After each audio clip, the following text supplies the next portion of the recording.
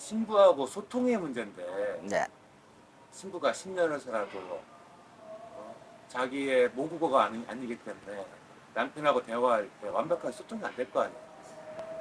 그렇죠. 여기 신부들이 사실 베트남에서 한 3개월 정도 학당을 다니면서 한국말을 배우잖아요. 그 배워도 과거보다는 실제로 지금 한국어 학당 다니는 게 말을 더 적게 배워요. 왜냐면은 시험 위주로 문법 위주로 하다 보니까 언어를 좀 적게 배우고 한국 가서고, 그 다음에 한국 가서도 사실상 공부를 많이 해야 돼. 근데 이제 처음부터 베트남에서도 한국 가면은 공부도 많이 해라. 그래야만이 나중에 좋은 직장도 갈 수 있고 더 일도 해서라도 돈을 더 받을 수 있는 그런 직장도 갈 수 있다고 이렇게 이제 가르쳐야 되잖아요. 그 다음에 한국 가서도 신랑분도, 저는 신랑분들한테 이렇게 합니다. 신부가 1, 2년 정도 충분히 한국어를 배울 수 있도록 그 1, 2년 정도의 처갓집에 대한 배려를 좀 해주라. 그러면은 신부가 처갓집에서 혹시 뭐 금전적으로 좀 필요하다? 신랑이 안 해주면은 빨리 돈 벌러 가려고 하잖아요. 그런 마음이 안 들게끔 공부에 신경을 쓸 수 있도록 이렇게 해주면은 신부가 계속 다문화 센터 가서 공부도 하고, 그 다음에 남편도 신부 공부를 좀 많이 가르쳐 줘야 돼요. 남편이 많이 가르쳐 준다는 거는 두 사람이 대화를 많이 해야 돼요. 대화도 많이 해야만이 신부가 늘고, 근데 대화도 안 하는 남편은 어쩔 수가 없어요. 안 늘어요. 제가 어떤 신부가 낯선을 보는데 자기는 한국 가서 2년 살다가 이혼하고 왔대요. 그럼 뭐 다시 그럼 한국 결혼하려고 하냐? 그렇다고 하는데 한국말을 이 신부가 전혀 못하는 거예요. 그걸 왜 한국말을 당신은 못하느냐? 한국 2년 살았다는데, 제가 그렇게 물어보니까 뭐라고 하냐면은 2년 동안 남편하고 대화가 거의 없었답니다.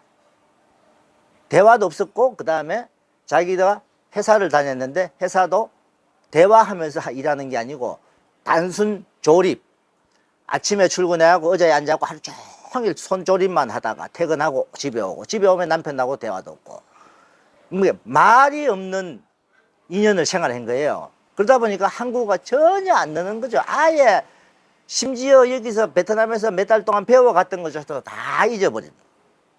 그러니까 우리 단순하게 신부들이 한국어 학당 다닌 신부들 있잖아요. 그 신부들보다 더 못해요. 다시 그 신부는 공부를 해야 될 정도로. 그러니까 그렇게 하니까 그 신부는 왜 남편하고 대화도 없고, 남편이 뭐 부모님 집에 좀 뭐 신경도 안 쓰고 하니까 본인이 일해서 벌어서 신경을 써야 되고, 그러다 보니까 회사 가고 남편하고 말도 없고 계속 입 쳇바퀴 하는 게 본인의 시간을 걷지가 않잖아요. 그러다 보니까 남편한테 이렇게 살 것 같으면 이혼하자. 뭐 남편도 그냥 성격이 오케이 그러더래요. 그 이혼하고 왔대, 베트남에. 이 여자가 불법 처리한 것도 없어요. 응?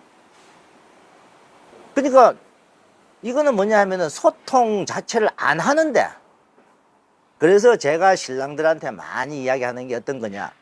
자, 신부가 처음 왔을 때는 신부한테 많은 시간을 할애해 주라. 한 1년, 2년은 나 죽었어 생각하고 바깥 생활을 좀 적고, 집에 오면은 밤에 피곤하더라도 항상 와이프하고 동네 한 바퀴 돌듯이 운동을 해도 좋고, 마트에 가도 좋고, 손잡고 다니면서 둘이 오손도손 이야기도 하면서 그렇게 대화를 많이 해줘야만이. 제가 요즘 조금 겪는 게 있어요. 요즘 현명한 신랑들 있잖아요. 와이프가 지금 여기서 한국어를 배우고 있어요. 결혼해서 기숙사에서 배우고 있고, 신랑은 한국에 있잖아요. 그 제가 며칠 전에 어떤 신랑분하고 전화 통화를 했어요. 그 이 신랑분이 하는 말이 뭐냐면 자기 와이프가 신기해 죽겠대요. 어떤 면이에요? 하니까 이제 한국말 한 개 한 개씩을 배워 나가니까 자기한테 그걸 자꾸 쓰더래. 근데 쓰는데 좀 틀린 부분도 있을 거 아니에요. 그러면은 자기가 또 수정해주고.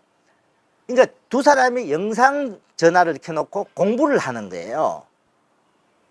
막 하루에 1시간, 2시간씩 켜놓고 한대요. 전화기 켜놓고 남편이 뭐 다른 거 자기 뭐 할 일 있으면 할 일 해가면서 둘이 대화해가면서, 신부가 학교에서 배운 말 남편한테 말하잖아요. 그러면은 신랑은 맞아요, 그거는 무슨 뜻이에요 또 설명해주고, 또 신부가 틀리면은 그 발음을 또 교정도 해주고.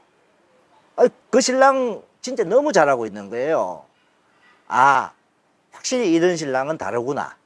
그 신랑도 보면은 직업도 좋고 사실 인물도 좋고 모든 게 좀 완벽했던 신랑이에요. 제가 봤을 때 처음에 야, 어떻게 저런 신랑이 베트남 결혼 생각하면은 아주 처음에 난 눈이 높겠다 생각할 정도로 그런 신랑이 있었는데 베트남 와서 결혼할 때도 참 착한 여성만 찾더라고요. 그래갖고 착한 여성 만나서 결혼을 했는데 역시나 지금 기숙사로 진행하는 기숙사에서 공부하고 이렇게 하면서도 신부한테 영상전화로 공부를 가르치고 있는 신랑. 그건 잘 하는 경우고. 네. 근데 하는 경우가 태반이고. 못하는 경우 태반이지만은 그게 아니고 신랑분들이 이렇게 노력을 해줘야 된다는 거예요. 신랑분들이 노력을 안 해주고 신부 혼자서 한국말 배워라 배워라 배워라 그게 됩니까? 안 되죠. 신랑하고 이 언어라는 거는요 공부가 아니고 공부도 필요하지만은 대화를 해야 되잖아요. 응? 자, 한국어를 배우려면 한국 가서 대화를 해야 되고, 예를 들어서 자 여기 있더라도 두 사람 간에 대화를 많이 하면 할수록 언어는 늘 수밖에 없어요. 응? 대화 안 하고 혼자서 책 가지고 암만 공부해봤자요 안 돼요. 제가 과거에 어떤 일이 한 번 있었냐면요, 우리나라 카이스트 박사학위 받았던 사람이에요. 미국에 교환 교수로 미국을 오게 됐어요. 근데 박사학위 받고 미국에 교환 교수로 올 정도 같으면 이 사람 영어 실력은요 상당한 수준이에요. 근데 이 사람이 미국에 왔을 때 아파트를 이제 구해야 될 거 아니에요. 아파트를 구하러 아파트 사무실에 가서 말을 못 하는 거예요. 왜? 언어가 안 트여 있잖아요. 대화를 하는 게 안 트여갖고. 저보고 도와달라고 해서 제가 가서 해줬어요. 야, 처음에는 어떻게 생각했어요? 아니, 카이스트 박사까지 받은 사람이 거기 교수까지 한다는 분이 어떻게 언어가 저렇게, 영어를 저렇게 못할까? 나는 이렇게 생각했는데, 못한 게 아니고 안 해봐서 그런 거죠. 근데 이분은 한 달이 지나니까 아주 능숙하게, 영어는 엄청 머릿속에는 많이 알잖아요.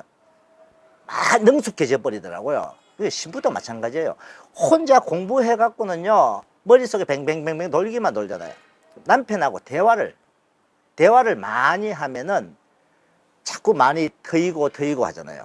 그래서 남편이 신부의 공부를 그만큼 신경을 써줘야 돼요. 한국 왔을 때도 대화도 많이 해주고 많이 데리고 다니고, 둘이만 다니는 거다. 마트도 항상 남편하고 같이 다녀주고, 그 다음에 계산도 남편이 하면 안 돼요. 남편은 뒷전에 있고 와이프 보고 계산하고 카운터 가서, 그래야 와이프가 한국 다른 사람들하고도 대화를 할 거 아니에요. 그런 환경을 만들어 줘야 돼요. 신랑분들 노력이 굉장히 필요합니다.